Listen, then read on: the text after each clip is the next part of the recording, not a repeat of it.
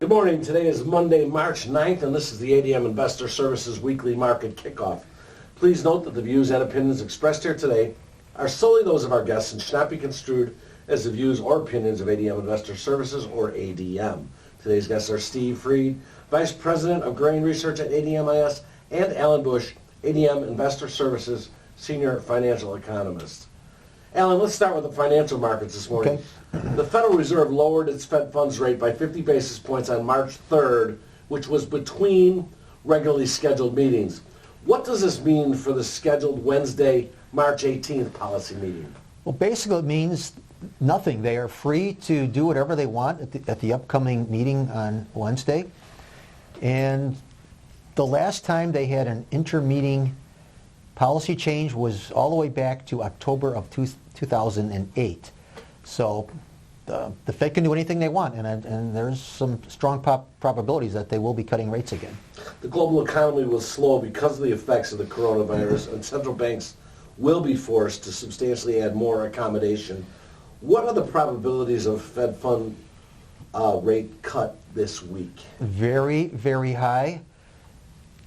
There's almost a 100% probability, and I have to use the term almost or virtually a 100% probability of rate cuts.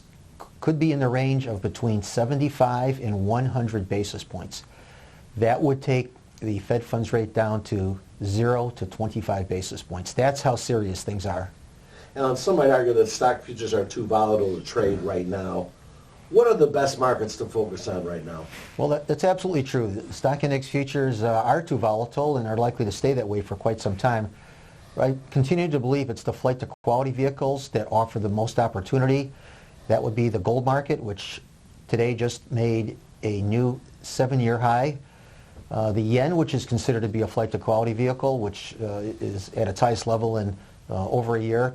And the interest rate futures markets, which just made new record highs. The treasuries across the board sharply higher, the 10-year notes, 30-year bonds. Those yields all at record low, so it's the flight to quality vehicles, I think, where we should focus our attention, and that would be from the long side. One more question for you, Alan. Everyone is very concerned with the market, the reduction of 401k values, retirement monies that have been invested in the stock market via mutual funds. What advice do you have for them? Is this a situation where you just have to ride this out? Do you recommend making any moves currently? Okay, from a trading point of view, of course, as I mentioned, this is not a time to be doing much in stock index futures, but for a long-term investor, the time will come, I believe, when this coronavirus will have less and less impact. Hopefully in the warmer months, that will be the case. And then we will be left with the interest rate situation as rates are near zero or at some point close to that point. So it'll be the low interest rates that bring it back, but this is a very long-term view. So I would not panic on any longs in any type of long-term investments. I don't think this is the end, and interest rates will once again, as they have over the last 10 years, brought it back, and this will be no exception. It just may take, and probably will take, a bit longer. Steve, let's turn to the grain markets. The coronavirus has had an impact on almost all markets. What has the impact been so far on grain prices, and is there an objective to the downside? Well, first of all, in the 3 days, beans are down 40 cents, corn's down 16, and wheat's down almost 30 cents. So I think that, well, like Alan said, once the coronavirus is under control, we'll get those prices back. In the meantime, the concern is that it'll continue to spread over the next few weeks, maybe even a month, and here in the United States and Europe, and that could cause prices to initially move lower. Some people that are smarter than me with the computer and plug in all the fundamentals, they're now talking about May corn at 340, May Chicago wheat at 475, and beans testing contract lows at 850 before it's over. What other factors, if any, are affecting the grain markets currently? Well, first is the U.S. announced that they're willing to give some leeway to China in buying grain from the Phase 1 deal, which is a negative thing. I think people were hoping that China would come in and buy U.S. ag goods based on the Phase 1 deal. They have bought sorghum. They may have bought some spring wheat on Friday. They're looking at DDG prices, and every week they buy pork. But those numbers aren't enough to stabilize the marketplace. The other thing that we're trading is looking at South America. Brazil has got a record crop. Northern Hemisphere could have record crops, and all those could weigh on prices as we get further in 2020. Not much really bullish out there, is there, Steve? Right now, I mean, you know, you're looking at the glass basically it's half empty, and it will turn around. The problem is when things stabilize, we could be looking at record plantings here in the United States of corn and beans. We could be looking at great weather, bigger carryouts for 2020, which just would limit the upside in prices. USDA will release a monthly U.S.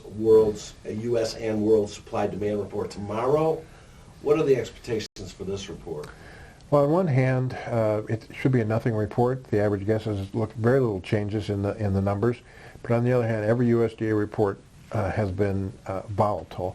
And the USDA could decide to raise world production and lower U.S. demand. They have said they're going to look at demand here in the United States based on the Phase 1 deal.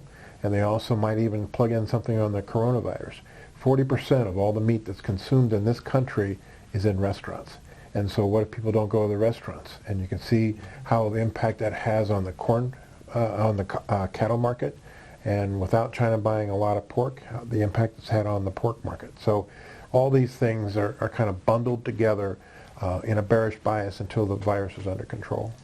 Finally, Steve, putting you on the spot here. Are you a buyer or seller of the grain futures markets right now? You know, the market's overvalued. We've kind of overreacted, I think, based on the virus. If we didn't have the virus, I'd be a buyer. But I think you have to be on the sideline until the virus is under control, and then you become a buyer.